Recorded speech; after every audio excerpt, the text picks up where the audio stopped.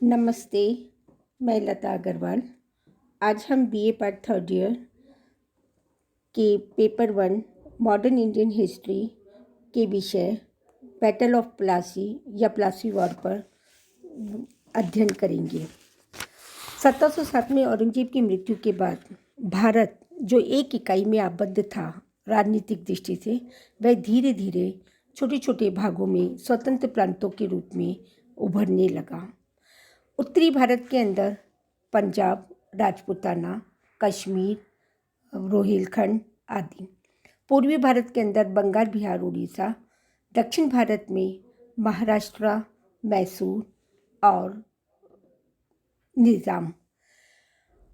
पश्चिमी भारत में बड़ौदा, सूरत व अन्य राज्य धीरे धीरे स्वतंत्र होने लगे।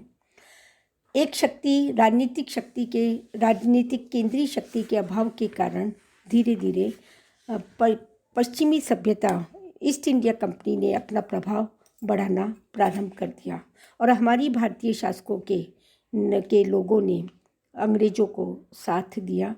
परिणामतः उनका हौसला बढ़ने लगा और वे फूट डालो राज करो की नीति के अंतर्गत आगे बढ़ते गए।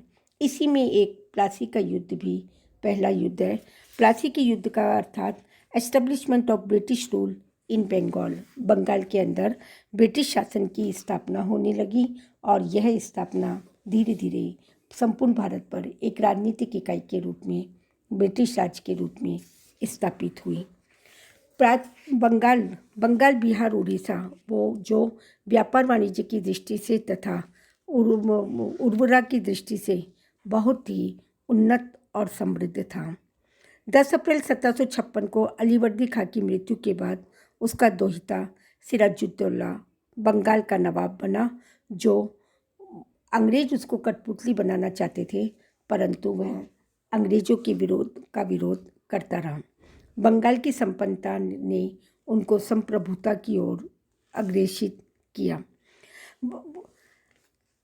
ईस्ट इंडिया कंपनी ने प्रारंभ से ही सिराजुद्दौला का विरोध करना शुरू कर दिया। उसने व्यापारिक सुविधाओं का दुरुपयोग करना प्रारंभ कर दिया, किलेबंदी प्रारंभ की और एक ऐसी घटना का आरोप लगाया जो घटना सिराजुद्दौला ने घटित नहीं की, जो ब्लैक होल इंसिडेंट के नाम से जानी जाती है। फोर्ट विलियम के पतन के बाद दुर्ग में स्थित अंग्रेज़ों को सिराजुद्दौला ने बंदी बना लिया और 20 जून की रात्रि को नवाब के आदेश पर 146 अंग्रेज बंदियों को एक 18 फुट लंबी 14 फुट 10 इंच चौड़ी काल कोठरी में बंद कर दिया।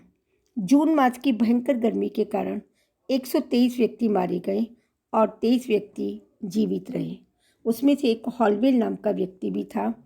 इतिहास में यह घटना ब्लैक होल के नाम या काल कोठरी की दुर्घटना के नाम से जानी गई। अधिकांश इतिहासकार इस दुर्घटना को कपोलकल्पित भी मानते हैं, क्योंकि ईस्ट इंडिया कंपनी सिराजुद्दौला पर आरोप लगा करके उसे हटाना चाहती थी और कलकत्ता पर एकाधिकार करना चाहती थी। 2 जनवरी 1757 को अंग्रेज़ों ने कलकत्ता पर अधिकार कर लिया और अंग्रेज़ों ने हुगली तथा आसपास के क्षेत्रों में लूटपाट की। अलीनगर की संधि हुई। 9 फरवरी 1757 को अंग्रेज और सिराजुद्दौला के मध्य। मुगल सम्राट ने अंग्रेज़ों को जो व्यापारिक सुविधाएं विशेषाधिकार दिए, उनको सिराजुद्दौला ने इस संधि के अंतर्गत मान्यता दी। कलकत्ते की किलाबंदी का अधिकार दिया और बंगाल, बिहार, उड़ीसा में बिना चुंगी दिए व्यापार करने का अधिकार प्राप्त कर लिया।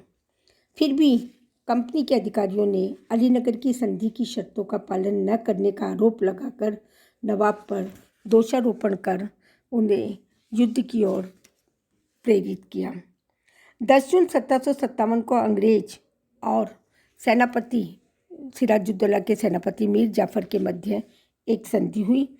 उस संधि के अंतर्गत सिराजुद्दौला के स्थान पर अंग्रेज कंपनी मीर जाफर को बंगाल का नवाब बनाने का वचन दिया, परंतु उसी के सेनापति ने अपने स्वामी सिराजुद्दौला को धोखा देने के कारण दोनों के मध्य 23 जून 1757 को प्लासी का युद्ध प्रारंभ हुआ और प्लासी के युद्ध में सेनापति मीर जाफर के षड्यंत्र के कारण यह युद्ध 23 जून को प्रातः 9 बजे प्रारंभ हुआ और सिराजुद्दौला को शीघ्र ही पराजय का सामना करना पड़ा।